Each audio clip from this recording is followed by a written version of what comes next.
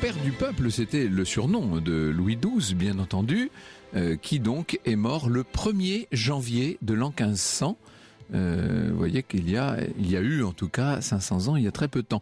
Alors là encore d'ailleurs, il faudrait savoir s'il est mort en 1499 ou en 1500 selon qu'on parle ancien style ou nouveau style, mais vous me permettrez d'adopter le calendrier actuel bien entendu. C'est le 500e anniversaire de la mort de ce Louis XII dont on ne parle jamais. Voltaire lui rendait hommage dans la Henriade. Je vous propose d'ailleurs d'entendre ces quelques vers de la plume de Voltaire. Le sage Louis XII, au milieu de ses rois, s'élève comme un cèdre et leur donne des lois, écrivait Voltaire. Ce roi qu'à nos aïeux donna le ciel propice, sur son trône avec lui fit asseoir la justice. Il pardonna souvent, il régna sur les cœurs, et des yeux de son peuple il essuya les pleurs. Le peuple était heureux, le roi couvert de gloire. De ses aimables lois, chacun portait les fruits. Revenez, heureux temps, sous un autre Louis. Eh oui, il aurait bien aimé, Voltaire, que le règne de Louis XV fût digne de celui de Louis XII. Le roi en question a toujours été malade. Il est d'une santé fragile, d'une complexion délicate, comme on disait jadis, et il a toujours subi toutes sortes de maladies, d'infections. On l'a cru mort en 1504, on l'a cru mort en 1505. Bon, il retombe malade en décembre 1514. Là, cette fois, il est au plus mal. Il va passer son temps alité au Louvre. Il souffre d'hémorragie intestinale. Il en a plusieurs par semaine, avec des crises de gouttes. C'est terrible, la goutte, parce que c'est très épuisant. La douleur même a quelque chose d'épuisant, d'éprouvant. Le roi est très amaigri. Il est même quasi squelettique. Et le paradoxe, c'est qu'il a à son chevet une épouse qui, elle, est toute jeune, toute fraîche, elle est ravissante, Marie Tudor. Ils avaient 35 ans d'écart, on va en parler tout à l'heure, bien entendu. Elle est là, elle chante, elle joue du luth pour essayer de l'apaiser, mais le roi est vraiment, il le sent, à l'agonie. D'ailleurs, on va lui faire quitter sa grande chambre glacée du Louvre pour aller s'installer dans l'atmosphère un peu plus feutrée de l'hôtel Saint-Paul aux Tournelles. Qui est-il, ce Louis XII ? Eh bien, c'était le fils de Charles d'Orléans. Vous savez, le merveilleux poète Charles d'Orléans. Il était aussi le fils de Marie de Clèves par la même occasion, bien entendu. Je vous donne un poème de Charles d'Orléans que vous avez peut-être appris à l'école parmi d'autres. On commence cette émission par des vers aujourd'hui. Qui, quoi, comment, à qui, pourquoi ? Passé, présent ou avenir, quand me viennent en souvenir, mon cœur en pensée n'est pas quoi. Au fort, plus avant que ne doit, jamais je ne pense en guérir. Qui, quoi, comment, à qui, pourquoi, passé, présent ou avenir. Il y avait une grâce, il y avait une luminosité dans la poésie de ce prince poète qui donc était captif des Anglais et qui était lui-même de la lignée des Orléans, du frère de Charles VI, le fameux duc d'Orléans dont on disait qu'il avait eu, vous savez, une aventure, même un peu plus que cela, avec la reine Isabeau de Bavière.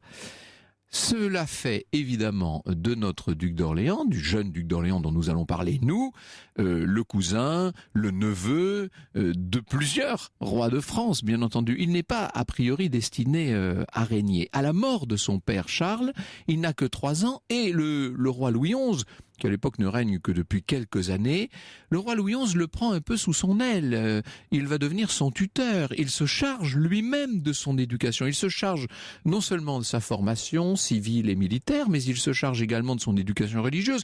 Il se charge de ce qu'on appelait à l'époque son établissement. Il va lui donner pour épouse sa propre fille, sa fille Jeanne. Elle a 9 ans, lui n'en a que 11. Vous voyez, c'est vraiment ce genre de mariage arrangé, bien sûr, qu'on faisait quasiment, pas tout à fait au berceau, mais presque. Alors on se dit, c'est quand même formidable, c'est merveilleux de la part de Louis XI de songer à donner sa fille à son neveu, comme ça, c'est magnifique. Oui, sauf que, en l'occurrence, la fille, c'est Jeanne, dite la boiteuse, vous savez, elle est dotée, la pauvre, d'un physique pour le moins ingrat, elle est même carrément difforme, disons-le. Et cet extérieur, cette enveloppe très ingrate, en revanche, est compensée par un intérieur merveilleux, car c'est une personne intelligente, bonne, très pieuse. Vous verrez ce que ça lui vaudra à la pauvre. Et puis il faut dire aussi que pour compenser, son père l'a très richement doté. Louis de son côté, est décrit comme un gentilhomme au caractère chevaleresque et à la mort de son beau-père Louis XI, il va s'engager dans les guerres d'Italie auprès de son beau-frère le roi Charles VIII. Alors, ça s'est pas passé aussi vite et aussi bien parce que pendant toute la minorité de Charles VIII, à l'époque de la régence d'Anne de Beaujeu, la moins sotte femme qui fut en France, disait Louis XI, on va le voir prendre une part essentielle à ce qu'on appelle la guerre folle. Il agite les grands barons du royaume contre le tout jeune roi. Et alors, ce qui est étonnant, c'est que ce jeune roi va se réconcilier avec Louis par la même occasion, il va se réconcilier avec son cousin sans demander l'avis de sa sœur, car Anne de Beaujeu ne serait pas du tout d'accord. Mais Charles va pardonner, et c'est comme ça qu'on va voir le duc d'Orléans s'engager donc dans cette guerre d'Italie. Il est fort de 30 000 hommes, il va d'ailleurs conquérir Naples, simplement une alliance organisé par le pape Alexandre VI. Alors quand je vous dis ça, le pape Alexandre VI, c'est le fameux pape Borgia, vous savez, c'est le pape des deux séries télé actuelles, là. Personnage terrible, c'est le père évidemment de César Borgia. C'est lui qui va réunir le duc de Milan, le roi d'Espagne Ferdinand d'Aragon, l'empereur Maximilien, etc. Et il va contraindre le cousin du roi de France d'abandonner ses prétentions. Résultat, l'armée va rentrer sans vraiment combattre, mais le roi, lui, rentre les mains vides. Et Louis XII, de son côté, gardera cette obsession des conquêtes italiennes tout au long de sa vie. Vous savez, on lui prête une phrase qu'il n'a probablement jamais prononcée. Il aurait dit que le roi de France ne vengeait pas les injures faites au duc d'Orléans. En tout cas, sur le plan diplomatique et notamment pour ce qui concerne le Milanais, il n'aura de cesse, une fois devenu roi, de venger ses impatiences adolescentes. Franck Ferrand, les grands portraits. 14h, 15h sur Europe 1. Et sur Europe 1, nous revenons avec vous, Franck Ferrand, et à la vie de Louis XII. Ce que je ne vous ai pas dit, c'est que ce pauvre Louis, pour l'instant duc d'Orléans, si mal marié, n'a Dieu que pour l'épouse d'un jeune roi, Charles VIII, cette Anne de Bretagne qu'il trouve vraiment extraordinaire. Et ce qu'il ignore encore pour le moment, c'est qu'un jour elle deviendra sa femme, et que lui-même d'ailleurs sera roi de France, parce que en 1498, Charles VIII, vous savez, on connaît cette histoire, il est au château d'Amboise, il veut assister à un jeu de paume, un match de paume, c'est l'ancêtre du tennis, et descendant par des coursives pas très propres des bas de la muraille d'Amboise, il va passer dans une galerie dont l'issue est trop basse, il heurte son front au linteau, et il devait marcher très vite, vous savez, il était dans un mouvement comme ça, paf, il est arrêté net, il se cogne la tête, il se fait une fracture du crâne terrible et il va en mourir. Mort stupide s'il en fut, d'ailleurs dans des souffrances atroces parce qu'il est mort en 5 ou 6 heures, mais le roi Charles VIII est donc mort. Et qui est son plus... Il n'a pas eu d'enfant mâle, en tout cas qui est survécu, donc qui est son plus proche parent? Eh bien, c'est ce duc d'Orléans qui à ce moment-là devient notre roi Louis XII. On est à cette époque, je vous ai parlé donc des guerres d'Italie, il y a ce vent de nouveautés qui souffle, cette redécouverte de l'antique, cette nouvelle culture qu'on pourrait appeler humaniste et qui déjà s'était légèrement infiltrée dans la France encore médiévale dans la suite de Valentine Visconti. Valentine Visconti était l'épouse du duc d'Orléans, le frère de Charles VI. Et d'ailleurs, elle est donc par définition, la grand-mère de notre actuel duc d'Orléans, devenu le roi Louis XII. Or, cette Valentine Visconti, elle avait des droits sur un certain nombre de territoires italiens, et notamment, essentiellement, sur la perle de l'Italie, sur Naples. Ce qui veut dire que, il n'attend pas longtemps, 1 an après son avènement, le nouveau roi Louis XII se lance dans l'aventure, tête baissée, le voilà outremont, comme on disait à l'époque, de l'autre côté des Alpes. Il remporte une première victoire à Pavie, comme quoi le nom de Pavie n'est pas dans l'histoire de France uniquement synonyme de très lourde défaite. Il va l'emporter à Milan. On le voit qui assoit tôt sa domination sur tout ce duché de Milan. Donc, si vous voulez, ce qu'on appelle le duché de Milan, c'est toute la partie nord de l'Italie actuelle. Mais peu à peu, il va, avec ses troupes françaises, il va descendre dans la péninsule, il s'impose à Naples, il va s'installer littéralement à Naples pendant 3 ans, avant d'être trahi par Ferdinand d'Aragon, et là il va devoir à son tour évacuer le royaume de Naples. Vous savez, les allées et les retours de la France, en Italie en général et à Naples en particulier, ça ressemble à une véritable marée. On a l'impression comme ça qu'il y a des avancées, des reculs constamment. Ça se perpétuera sous le règne suivant, sous le règne de François Ier, bien entendu. Plus tard, c'est le Milanais qui va finir par échapper aussi à Louis XII.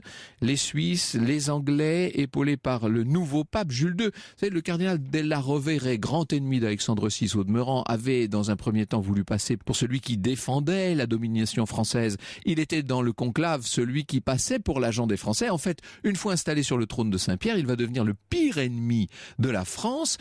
Il va pousser un certain nombre de grandes familles italiennes à s'allier contre les Français. C'est la perte du Milanais pour Louis XII, avec cette sanglante défaite de Novare sur laquelle nous allons revenir tout à l'heure. Et disons-le, l'Italie est perdue. Alors, il est certain que si Louis XII avait vraiment voulu, il aurait pu développer considérablement l'armée française. Il aurait pu augmenter les impôts pour ce faire. Mais il a procédé autrement. D'abord, il refuse que les dépenses militaires soient augmentées et d'autre part, il va négocier, d'ailleurs ça n'est pas forcément à sa gloire ça, mais il va négocier un certain nombre d'accords, notamment avec le pape Jules II, en lui promettant des territoires. Je pense notamment au Valentinois qui, pour l'occasion, est érigé en véritable duché. On va lui reprocher cette parcimonie. Il y a un chevalier d'ailleurs qui un jour s'adresse ainsi au roi, je cite le chevalier qui lui dit « Sire, depuis le jour que nous sommes entrés au royaume de Naples, nous n'avons plus vu de vivres ni d'argent. 40 jours durant, ayant les ennemis devant nous et ces griveleurs derrière, nous avons plutôt trouvé du pain et des munitions parmi nos ennemis à la pointe de l'épée que nous n'en avons eu de ceux qui auraient dû nous en fournir, c'est-à-dire en l'occurrence de vos propres services, sire. » Vous voyez d'où vient la réputation un peu d'avarice, de radinerie de Louis XII. Et en même temps, c'est d'abord et avant tout une réputation d'épargne. Ce sont des vertus d'épargne au sens propre du mot, c'est-à-dire qu'il essaie d'épargner autant que faire se peut, il essaie de ménager autant que faire se peut ses sujets. Louis XII va tenir des comptes rigoureux et, si vous me passez l'expression, il préfère se serrer la ceinture plutôt que d'imposer à son peuple de trop lourds sacrifices. Vous voyez pourquoi petit à petit va émerger cet engouement populaire et cette appellation de père du peuple. Le roi disait « J'aime mieux voir les courtisans rire de mon avarice que de voir mon peuple pleurer de mes dépenses ». Oh, on peut faire confiance à certains historiens du 19e siècle pour avoir formalisé ce genre de formule une fois pour toutes, mais c'est exactement en tout cas l'état d'esprit de Louis XII qui va aller, c'est très très rare ça, qui va aller jusqu'à baisser les impôts. Vous savez que le grand impôt, le principal impôt de l'époque, c'était ce qu'on appelait la taille, qui pesait sur le tiers-état, qui pesait sur les gens pauvres pour parler clairement. Eh bien, la taille est réduite d'un quart de son montant. Sous le règne de Louis XII, c'est quand même assez extraordinaire. La volonté de réforme de ce roi est très étendue. Il réforme la justice en rédigeant des coutumes, ce que nous appellerions, nous, si vous voulez, une jurisprudence. Il n'a jamais fait mourir d'homme par justice soudaine, nous dit un chroniqueur, quelle que soit la nature du délit, et même s'il était lui-même visé par les atteintes. Il va encourager les magistrats à rendre une justice moins coûteuse, plus rapide, plus efficace. Il fait également un tri dans ces fameux magistrats pour essayer de sélectionner les hommes les plus éclairés, les plus honnêtes. Cette espèce de volonté de justice chez le roi s'accompagne par ailleurs d'une véritable tolérance. À une époque où les tensions religieuses sont vives, elles ne le seront que davantage avec l'émergence très prochaine de la Réforme, bien entendu. N'oubliez pas que dans quelques décennies, on va sombrer dans les terribles guerres de religion, mais pour ce qui est de Louis XII, il a tout fait pour calmer le jeu. Il met notamment un terme aux persécutions qui visent les fameux Vaudois. Il passe d'ailleurs, c'est au cours d'un de ses voyages, il part pour l'Italie, et alors on lui présente le dossier de ces Vaudois, qui sont des hérétiques du sud-est de la France. Quand je dis des hérétiques, c'est un petit peu des cathares, si vous voulez, mais qui ne font de mal à personne, qui paient gentiment leurs impôts, etc., et qui ont leur propre vision de la religion. Et alors le roi dit, mais attendez, avant de les condamner, parce qu'on lui dit, il faut les brûler, sire, il faut que vous donniez des arrêtés, que le roi a le droit de haute et basse justice, il peut, s'il veut, décider de condamner. Il dit, mais avant ça, j'aimerais me renseigner. Alors il étudie la question de près, et il dit, mais ces gens-là sont meilleurs chrétiens que nous, dit-il. Et il passe son chemin, et il les exonère. On ne pourra pas en dire autant de son successeur. Vous savez à quel point François Ier sera terrible concernant cette hérésie vaudoise. Ce sera d'ailleurs le grand massacre de la fin de son règne. Alors que Louis XII, lui, prône la liberté de conscience. Et c'est ce roi-là qu'on oublie, et c'est ce roi-là qu'on a tendance à traiter avec un certain mépris. Il me semble qu'on devrait se pencher davantage sur son sort. D'ailleurs, c'est ce que nous allons faire, nous, dans quelques instants. Franck Ferrand, Les grands portraits. 14h, 15h sur Europe 1. Retour avec vous, Franck Ferrand, et celui qu'on surnommait le père du peuple, Louis XII.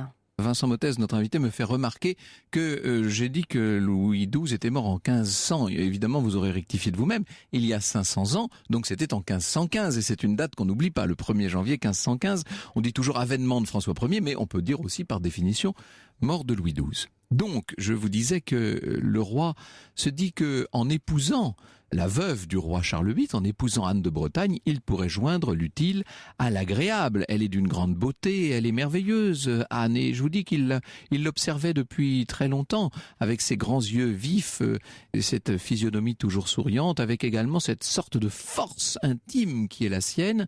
Ça permettrait aussi, politiquement, et peut-être surtout, de conserver la Bretagne dans le giron français, bien entendu, puisqu'elle est duchesse de Bretagne, Anne.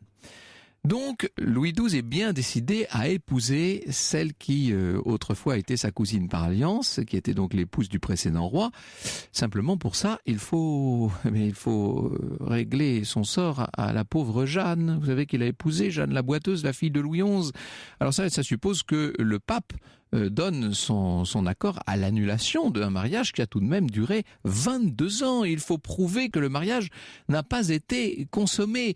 Là, vraiment, ça n'est pas un point à retenir au crédit de Louis XII. Le moins qu'on puisse dire est que dans cette affaire, on va en reparler dans un instant, mais dans cette affaire, il a été absolument odieux, pour tout vous dire. Mais comme il est en face d'un pape à peu près aussi odieux que lui sur le sujet, donc en l'occurrence toujours Alexandre VI, il va obtenir l'annulation. Jeanne entre au couvent de Bourges, elle fonde la congrégation de l'Annonciation et de l'Incarnation, elle finira béatifiée et si je puis dire, elle le mérite. Car elle a été, elle, autant son mari s'est montré assez sordide dans cette histoire, autant elle a été assez exemplaire. Le roi va donc pouvoir épouser Anne de Bretagne. Il est tout simplement amoureux de sa nouvelle épouse qu'il appelle ma Bretonne. Et la seule ombre au tableau, c'est qu'elle ne parvient pas à lui donner d'héritier mâle. Il va y avoir 4 enfants qui vont naître sur 8 grossesses. Et les 2 garçons ne survivent pas longtemps. Seuls survivront les 2 filles. Claude, qui deviendra plus tard l'épouse de François Ier, la reine Claude de France, et puis Renée de France, qui deviendra plus tard duchesse de Ferrare. Anne de Bretagne n'a aucune intention, il faut le dire, de donner sa fille aînée, Claude, à ce comte d'Angoulême, qui est le plus proche parent de son mari maintenant, et qui pourrait donc devenir le roi, en l'absence d'héritier. Elle a de toute autre ambition. Elle voudrait que sa fille épouse Charles d'Autriche, le futur Charles Quint, qui lui est le descendant des Habsbourg, et le représentant de la maison de Habsbourg. Le roi est très malade dans les années 1504-1505. On se dit qu'il va mourir. On se dit que c'est la reine Anne qui va prendre en main les rênes de l'État, qu'elle va pouvoir mener à bien toutes ses alliances, etc. Et contre toute attente, c'est l'inverse qui se produit. C'est la reine qui ne survit pas au roi. Elle est emportée par la maladie de la pierre à seulement 39 ans. Elle était malade depuis sa dernière fausse couche. Évidemment, le roi est complètement effondré. Cette épouse l'a quitté sans même lui donner cet héritier mâle dont il avait tellement besoin. On le voit qui pleure, on se dit qu'il est fini. Il lui offre d'ailleurs des funérailles absolument somptueuses. Au passage, il va donner la main de sa fille aînée, lui, à son cousin François d'Angoulême. Et alors là, c'est comme s'il l'adoubait, en quelque sorte. Il le désigne naturellement comme son héritier, ce qu'il est selon les lois fondamentales du royaume. Pourtant, il ne se fait aucune illusion sur François Ier. Et là-dessus aussi, nous allons revenir. Il a cette phrase terrible à propos de François. Il dit « Oh, ce gros garçon gâtera tout ».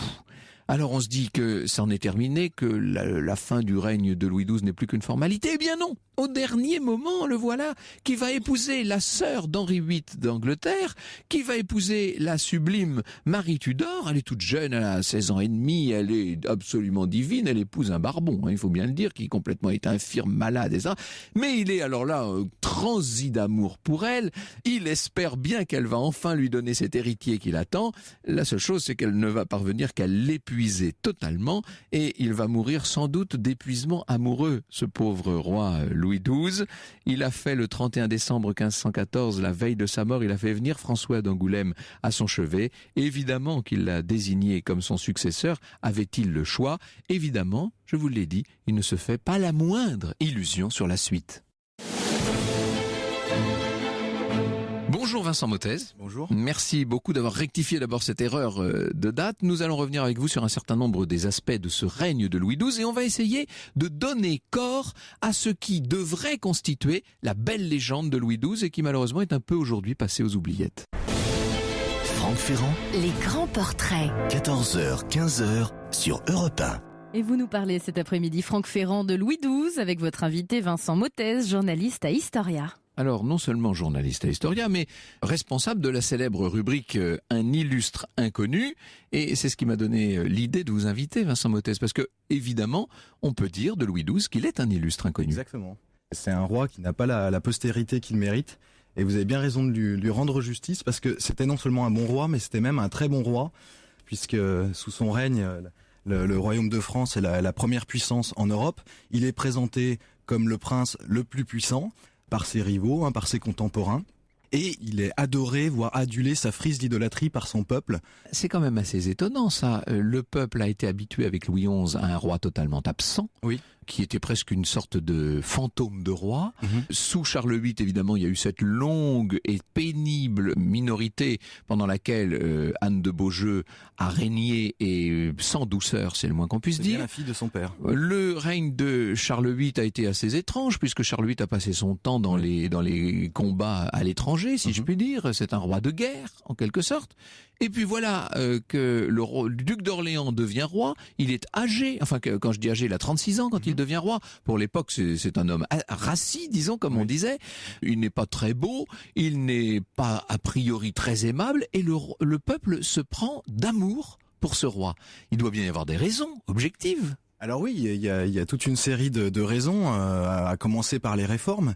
Et il faut dire aussi que lui aussi est un roi de guerre, mais sauf que la guerre, il l'amène à l'extérieur, en l'occurrence en Italie, et il préserve le royaume. Il y a une certaine paix pendant tout son règne, bon, à part quelques conflits, notamment à Calais avec les Anglais à la fin de son règne. Mais globalement, il a la possibilité de mener des réformes pérennes, puisque la paix est dans le royaume. Donc, par exemple, Bainville nous dit « Autant que les peuples peuvent être heureux, les Français d'alors semblent l'avoir été. Il y a peu de périodes où ils se soient montrés aussi contents de leur gouvernement. Sous Louis XII, c'est un concert de bénédiction. Depuis Saint-Louis, pareil épanouissement ne s'était vu à ces moments-là. On bénit le pouvoir. » Donc il n'y avait pas les sondages d'opinion, mais s'il y en avait eu. Avec une très grande différence, si on compare le règne de Louis XII à celui de Saint-Louis, c'est qu'on n'est pas du tout dans l'esprit d'une théocratie et de l'installation d'un pouvoir religieux.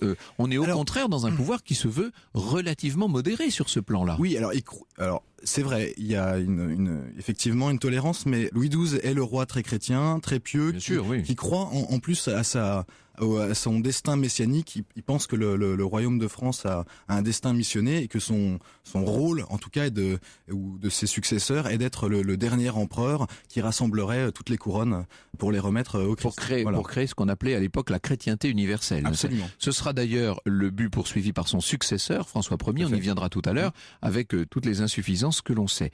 Louis XII va réformer, nous dites-vous. Alors, il réforme la justice, il réforme les finances, il réforme l'administration, et tout ça sur le mode d'une certaine prudence. Est-ce qu'on peut l'appeler le roi sage, le roi prudent ? Bah oui, on peut dire ça. C'est vrai que vous l'avez dit, son livre de chevet, c'est le De Orifice de Cicéron. Il aime aussi, il aime beaucoup lire les pensées de Marc Aurèle. Donc ce goût du retour à l'antique à l'époque. Retour à l'antique, tout à fait. En fait, il a 3 surnoms sur lesquels on pourrait revenir. Il y a bien sûr le père du peuple, qui est plus qu'un surnom, c'est une titulature.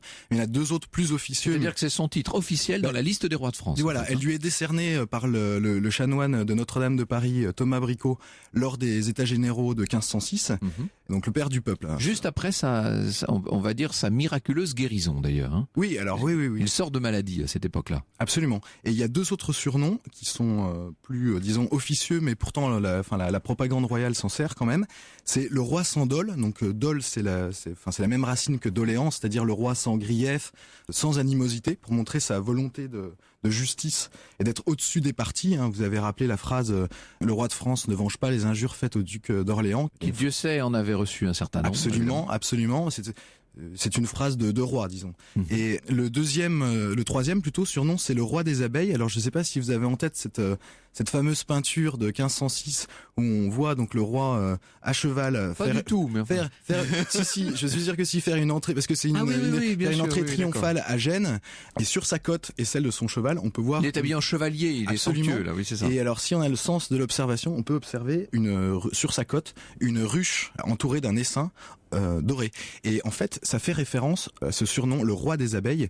Et le roi des abeilles, ça veut dire quoi ? La ruche, depuis l'Antiquité, c'est un peu l'allégorie du gouvernement bien ordonné autour de son roi qui ne fait pas usage de son aiguillon. Voilà, donc qui n'attaque pas. Ce qui est assez étrange, c'est que ce roi se soit montré si bon une fois sur le trône, après avoir été un prince si mauvais, si je puis dire, pendant toute l'époque de la minorité du règne de Charles VIII. Ça fait un peu penser, si l'on peut dire, et on pourrait établir un certain nombre de parallèles avec la vie du comte de Provence, qui ne facilite pas forcément le règne de son frère Louis XVI, même pendant la Révolution française, et qui ensuite, une fois devenu le roi Louis XVIII, se montrera à son tour aussi assez sage, comme ça, et assez mesuré. Comme si ces princes bouillait d'avoir le pouvoir, et une fois au pouvoir, assumait pleinement les charges qui sont les leurs. Et oui, c'est peut-être l'onction qui fait une prise de conscience. En tout cas, c'est clairement le cas avec Louis XII, qui a une jeunesse, j'allais dire dissolue, c'est peut-être beaucoup dire, mais en tout cas, c'est un coureur de jupons avant de rentrer dans le rang. Et bien sûr, il prend une part active à la guerre folle. Il en est l'un des protagonistes. Alors la guerre folle, c'est une nouvelle ligue du bien public. C'est les grands féodaux qui contestent l'autorité royale. Il s'estime lésé, donc il guerroie. Il est incarcéré pendant 3 ans. Il est arrêté par Louis de la Trémoille, mais à qui il pardonnera, puisqu'il il le fera grand chambellan pendant son règne, et donc il sera... On a l'impression que ce roi, une fois sur le trône, a passé son temps à dépasser les problèmes, à surmonter les obstacles, à pardonner, comme si constamment il mettait son mouchoir par-dessus, d'une certaine manière. C'est... Absolument. En fait, on pourrait dire que c'est l'anti-Louis XI, mais aussi l'anti-François Ier. Il ne se venge pas. Il ne se venge pas. Louis XI est très rancunier, il est très menaçant. D'ailleurs, Louis XI a exercé une influence capitale sur Louis XII. Bon, bien sûr, vous l'avez rappelé, il y a Charles VIII entre-temps, mais c'est Louis XI son parrain, c'est lui qui lui impose ce mariage avec Jeanne la Boiteuse. Donc il subit cette contrainte et il essaiera au fur et à mesure de son règne de ménager. En fait, on peut dire qu'il ménage un peu la chèvre et le chou, si vous me passez cette expression, parce que il a cette espèce d'attitude magnanime à l'égard du peuple en baissant les impôts, tout en laissant la noblesse dont il vient, c'est un prince, on parlait de la guerre folle, tout en laissant la noblesse s'affirmer. Il n'essaie pas de la castrer comme on le verra plus tard avec les Bourbons. Alors néanmoins, il va se lancer dans cette aventure italienne, comme l'avait fait Charles VIII avant lui et comme malheureusement François Ier le fera après. On peut pas dire qu'il soit très victorieux. Là, c'est un échec sur toute la ligne, cette histoire. Ça se termine par un échec. Bon, les frontières du royaume sont les mêmes au début et à la fin de son règne. Donc c'est vrai qu'il n'y a pas d'apport de ce côté-là. Match nul, enfin pas match nul, mais on revient au point de départ. Pas si nul que ça, puisque c'est grâce aux campagnes d'Italie qu'il peut financer ses réformes. Parce que s'il baisse les impôts, c'est aussi parce que d'autres font entrer de l'argent ou même de l'or dans les caisses. Il faut avouer que le bonheur des Français est financé par les Italiens. Donc c'est un bilan qui n'est pas si nul. Alors les campagnes d'Italie, donc elles ont 2 objectifs, vous l'avez rappelé, c'était de faire valoir son droit féodal, de par Valentine Visconti sur le comté d'Asti pour la partie nord, et pour la partie sud, le royaume de Naples, qu'il estime devoir revenir dans l'escarcelle du royaume de France suite aux Anjou, disons à la défection des Anjou qui s'était imposée avec Charles Ier. En fait, il essaye pas d'accaparer, mais il essaye plutôt de récupérer. Et disons aussi une autre chose par rapport à l'Italie, si les frontières sont plus ou moins fixes entre les grandes puissances, l'Italie est à cette époque très morcelée, très éparpillée, très riche aussi. Donc les volontés impériales vont se jouer en Italie. Rappelons que depuis le Moyen-Âge, depuis Charlemagne, disons, jusqu'à Napoléon, qui lui-même s'est fait sacrer roi de Rome, tout empereur digne de ce nom doit être roi des Romains. On n'est pas vraiment empereur si on n'est pas roi des Romains. D'une façon plus générale, on peut dire aussi que Louis XII a assumer le pouvoir à travers une certaine violence intime.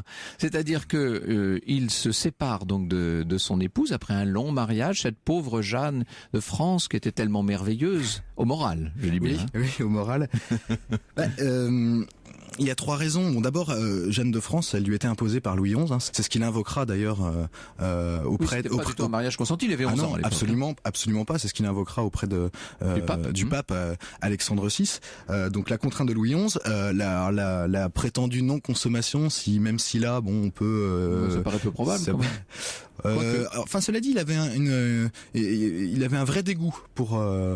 Une aversion pour son épouse. Il supportait pas de la voir, même quand il rentrait de campagne. Sa simple présence l'indisposait, absolument. Et la 3e raison, il invoque devant le pape. Alors, c'est son infertilité supposée, puisque on pense que par ses infirmités, évidemment, elle ne peut être qu'infertile. Alors ça, évidemment, c'est difficile à prouver. Elle subit tout ça, elle s'en maudire. Oui. Lui va donc réépouser ensuite, il va épouser la veuve de son prédécesseur, il va épouser Anne de Bretagne. Ce qui était prévu dans les clauses du mariage avec Charles VIII par Louis XI. D'ailleurs, je crois qu'Anne de Bretagne s'est laissé faire douce violence, puisqu'elle trouvait le duc d'Orléans tout à fait charmant. Alors elle a pleuré Charles VIII pendant, disons juste après sa mort, mais elle s'est très vite remise effectivement avec Louis XII qui, dans sa tempérance légendaire, lui laisse beaucoup de liberté et n'essaie pas vraiment de la brimer. Mais quelle idée a-t-il eu par la suite d'aller épouser cette jeune Marie Tudor ? Quelle idée ? C'est la descendance, tout simplement. C'est qu'il est au soir de son règne, il a toujours pas d'héritier mâle. Voilà, il avec Marie Tudor, bon, il y a une alliance, bien sûr, c'est la sœur d'Henri VIII d'Angleterre, et il espère avant tout avoir un héritier mâle. Donc c'est pour ça, vous l'avez dit, qu'il essaye avec acharnement, un acharnement qui a peut-être causé son extinction, sa mort anticipée à 53 ans. Ce que je voudrais, c'est que nous venions maintenant à la postérité de Louis XII. Le moins qu'on puisse dire est que les historiens du 19e siècle n'ont pas jeté sur son règne le même type de regard. D'un côté, Chateaubriand écrit « Louis XII a obtenu le plus beau surnom des rois de France. Il fut tout d'une voix appelé le père du peuple.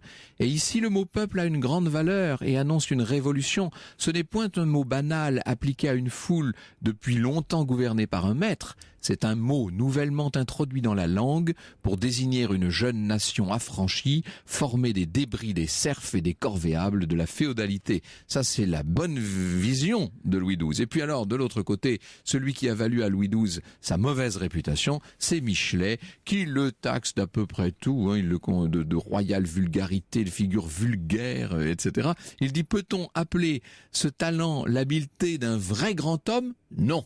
Un grand homme fait beaucoup avec peu, et celui-ci fit peu avec beaucoup, étant toujours énormément trop fort pour les petites choses qu'il fit. Lequel des deux avait raison ? Nous y venons dans un instant. Au cœur de l'histoire, les grands portraits sur Europe 1. Franck Ferrand. En 16 ans, elle est devenue tout simplement incontournable sur Europe 1. Je vous écoute presque tous les soirs et donc là maintenant c'est mon tour. Oui. Elle vous écoute, elle vous répond, elle vous accompagne. Vous pouvez nous appeler, on se parle de tout dans cette émission. Elle, c'est la libre antenne d'Europe 1, l'émission de référence. Merci en tout cas de votre confiance. Vous aussi, venez vous confier 7 jours sur 7 à Caroline Dublanche et Sophie Peters en appelant le 3921. La libre antenne d'Europe 1 est ouverte à partir de 22h30 en semaine et 23h le week-end. Europe 1, un temps d'avance. Embarquez à bord du Val d'Isère Snow Express. Week-end de 3 jours tout compris au départ de Paris, gare de Lyon, TGV spécial, hôtel, forfait de ski, piscine et wellness à partir de 370 € par personne. Dépêchez-vous, première classe offerte aux 100 premiers voyageurs. Informations sur www.valdisère-hotice.com. Lidl, meilleure chaîne de magasins de l'année. Le patron, ça se corse. Pour Lidl ? Mais pour nous. Aujourd'hui, ils nous mettent les 3 pamplemousses corse, saveur de nos régions IGP, à 1,80 €. Les 3 pamplemousses corse à 1,80 €, 60 centimes pièce. En calcul mental, vous êtes imbattable, patron. Mais Lidl, c'est sur vrai prix qu'ils le sont. Et la qualité, j'en parle même pas. Origine France, of course. Oui, bien sûr. T'en as d'autres des comme ça ? Parce qu'on est mal, tu sais. Oui, très mal. Lidl, le vrai prix des bonnes choses. Plus d'informations sur Lidl.fr. 69 centimes le pamplemousse vendu seul. Catégorie 1, origine France. Parlons des pros avec Renault Pro Plus. Jean, alors à 8h, tu poses un disjoncteur chez Monsieur Chauvet. À 9h10, tu files chez Monsieur Dubois. À 10h, tu vas chez Madame Lefort. À 11h, il faut que tu repartes chez Monsieur Leduc que je viens d'avoir au téléphone. Avec EasyPack Pro, Renault vous simplifie la vie. Kangoo est à 119 € par mois sans apport. Tout est inclus. Entretien, garantie, assistance. Loyer taxe crédit by maintenance 60 mois, 80 000 km pour Kangoo Express Compact. Sous condition de reprise, réservé aux professionnels jusqu'au 30 avril, si acceptation par Diakessa, voir Renault.fr. Vous rêvez de mieux dormir ? Testez l'efficacité naturelle Pure Essentiel. Pour mieux dormir, vaporisez chaque nuit le spray Pure Essentiel Sommeil Détente. Ces 12 huiles essentielles sont la solution douce et naturelle. 93% d'amélioration du sommeil garantie. Pure Essentiel Sommeil Détente, en pharmacie. Pure Essentiel, l'efficacité à l'état pur. Encore mieux dormir, c'est possible avec le complément alimentaire Sommeil Plus de Pure Essentiel. Sur Europe 1, c'est la suite d'Au cœur de l'histoire avec le grand portrait d'aujourd'hui consacré à Louis XII sur Europe 1. Au cœur de l'histoire, les grands portraits sur Europe 1. Franck Ferrand. Et vous nous parlez aujourd'hui, Franck Ferrand, de Louis XII avec votre invité Vincent Mottez, journaliste à Historia. Alors, qui faut-il croire ? Est-ce que c'est plutôt Chateaubriand ou est-ce que c'est plutôt notre terrible Michelet ? Je vous avoue que pendant que j'ai préparé tout cet ouvrage-là qui vient de sortir sur François Ier, je me suis beaucoup inspiré d'un ouvrage qui était paru en 1825 sur Louis XII et François Ier, un ouvrage de Pierre-Louis Roederer, académicien, homme politique lui-même, grand historien, un peu oublié aujourd'hui, et qui était d'une dureté folle contre François Ier, alors qu'au contraire, il nous dit qu'on est passé en quelque sorte à côté du règne de Louis XII. On a l'impression qu'au XIXe siècle, mais déjà au XVIIIe d'ailleurs, il y a un peu deux écoles, Vincent. Ah oui, alors sa postérité a été vraiment chahutée. Il y a eu des très hauts et des bas. Bon, d'abord, c'est vrai que Louis XII est très peu mentionné quand on évoque les rois de France, les grands rois. On pense à Louis XIV, Saint-Louis, Henri IV, etc. Nous sommes dans les studios d'Europe 1, rue François Ier. À ma connaissance, il n'y a pas de rue Louis XII. Une rue Louis XII. Et donc, comme vous le rappelez, vous-même, vous avez une publication sur François Ier qui montre que son règne était en réalité plus contrasté. Et avec Louis XII, il faudrait faire exactement la même révision, mais à la hausse. Alors, on l'a dit, sa popularité est énorme pendant son règne. À sa mort, le peuple est vraiment très attristé. On le regrette.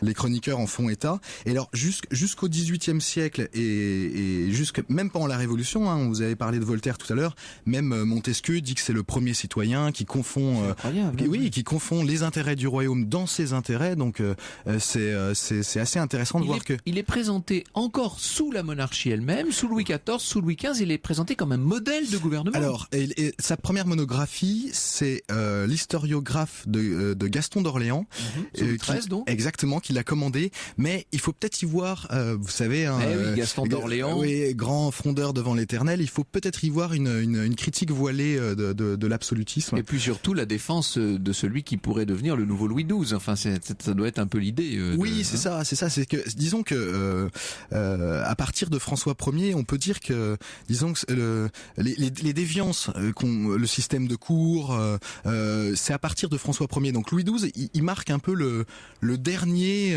roi équilibré qui, disons, on va pas faire d'Uchronie, mais qui avait une vision pour éviter les excès qui ont conduit à la Révolution. Donc sous la Révolution, il continue à être très populaire. Exactement. Alors ça, c'est assez amusant, c'est qu'on a même un député, Charles Lambert de Bellan, qui propose de transférer le corps de Louis XII au Panthéon. Et comme vous le savez, ça serait quand même amusant, pas mal, puisque le Panthéon était réservé roi de France au Panthéon. Et oui, voilà, c'était réservé aux grands hommes de la Révolution, mais ils ont abandonné l'idée à mesure que la terreur progressait. D'ailleurs, le député, ça lui a pas porté chance. L'idée est abandonnée, mais tout ça pour dire que à cette époque-là, on se disait s'il fallait en retenir qu'un, ça serait lui. C'est l'idée d'un roi démocratique, en fait, qui les états généraux de 1506 sont assez c'est un bon exemple puisque c'est la première fois que les paysans sont représentés, le tiers état est majoritaire. Donc vous voyez, c'est cette image qu'on garde de Louis XII et c'est pour ça que des libéraux comme Roederer font allusion à Louis XII. On compare. Il devient un petit peu le point de ralliement en quelque sorte des libéraux. Absolument. C'est-à-dire qu'en fait, à travers la figure de Louis XII, c'est une certaine politique libérale qu'on essaie de défendre. C'est ça l'idée au XIXe siècle. Absolument. Et on va même jusqu'à comparer la charte de 1814 à l'ordonnance de Blois de 1499 pour montrer toutes ces réformes.